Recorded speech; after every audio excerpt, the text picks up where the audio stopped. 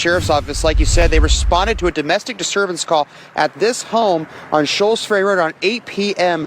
When they arrived, they found 2 people dead outside the home and Jimenez-Vargas with that self-inflicted gunshot. Do you need some gas outside? Yeah. How much would you like? Owner of Petrich's General Store, Patrick Morris, says he never expected something like this to happen in the small community of Scholls, especially not next door to his store. Never. Almost unheard of. I mean, I've been here for 35 years, and this is the first time something like this I can recall. The Washington County Sheriff's Office says 46-year-old Carlos Jimenez-Vargas shot and killed 2 people outside the home during an argument before turning the gun on himself.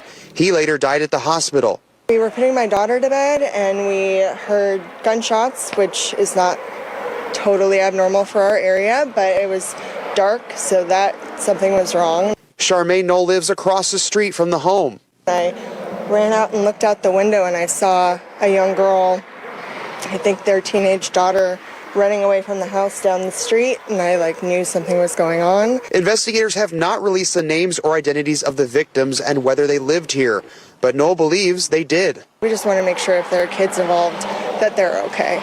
And Moore says the horrific act has impacted everyone here in some way. Just all around, just kind of a solemn feeling today in the area. Hearts go out to the family, and just hope the best for everybody involved. Officials say a suspect has been accounted for, so there is no danger to the public. That's good news. As for how many people are involved in this and who they are, we're still trying to get that information from the Washington County Sheriff's Department. We're at Groner Elementary School, just down the road from where this is happening, but we have some video that we can show you. We're waiting here to get more information from a Washington County Sheriff deputy. It's happening at a big house on the 23800 block of Scholls Ferry Road in Hillsborough. It's right at the intersection of Scholls Ferry and Scholls Sherwood Road.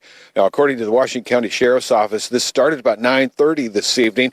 We're also trying to confirm what we're hearing and seeing on social media, so we don't know this for a fact, but we have heard that there were 2 people killed. Another person tried to kill themselves, but deputies got there in time, perhaps to help them out. But again, that has not been confirmed by the Washington County Sheriff's Office. We're seeing a lot of activity out here tonight, a dozen or so different Washington County vehicles, as many or more deputies. Scholls Ferry and Scholls Sherwood not blocked off at this time, but the investigation could go overnight into the morning hours, so you might come across this as you make it to work at school in the morning. Watch out for those sheriff's vehicles possibly still on the side of the road. So we can tell you that investigation going on now. A lot of activity out here with Washington County Sheriff's deputies. And to the corner of Southeast Johnson Creek Boulevard and Wichita Avenue.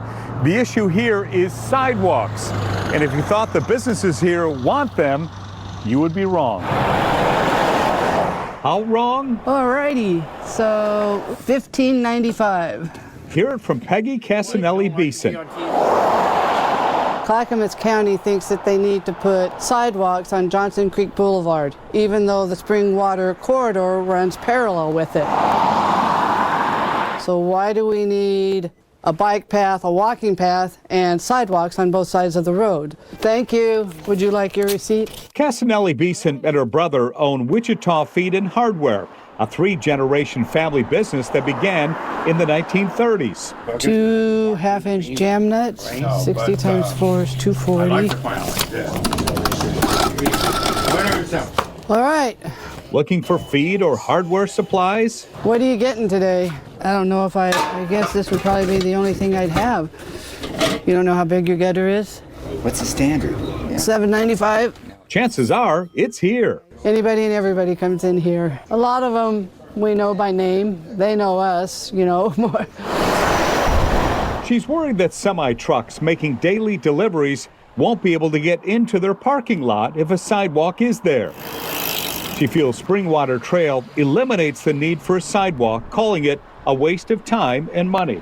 Why do you think Clackamas County is doing this? I have no idea. I think because they have money they have to spend or something, they get federal grants. I have no idea why Clackamas County does anything they do, I'm sorry. Right down the road, you'll find Lou Smith. So we work as much as we can with really good local products. These are flagstones for patios, pathways, that kind of thing. He's owned Smith Rock Incorporated, a natural stone supplier, for 22 years. He says if the county puts in the sidewalk out front, he'll be okay with that, but would prefer they put their efforts elsewhere. He says ever since the county resurfaced Johnson Creek Boulevard years ago, the road level was raised, causing water to flow onto his property. His office has been flooded several times since. I mean, I think that there might be a long list of things more important than putting a sidewalk down Johnson Creek Boulevard. So for now, businesses along this stretch of road will wait to see what the county will do. 9 and 10. All right, see you later. Casanelli Beeson hopes her family's 90-year investment will carry some weight and cause the county to rethink the sidewalk. But Lou Smith isn't so sure. Getting the county to listen to his needs over the years has been hard as rock, and the lesson has been loud and clear. I've learned we can't fight City Hall. I can't. I try. And that's what we found near the corner of Southeast Johnson Creek Boulevard and Wichita. I did reach out to Clackamas County to express the concerns of the businesses regarding the sidewalk. They did tell me the project design phase will likely start in December or January. And they told me the county is aware that access management, particularly to businesses along the project limits, is a crucial aspect of the design effort. It's also important to know that the county and consultant design team will work to maximize access and minimize access impacts during design and after construction. Local property owners and businesses that are impacted will have the opportunity to provide feedback and comments during that design process. Now, they also tell me they'll be reaching out to the impacted properties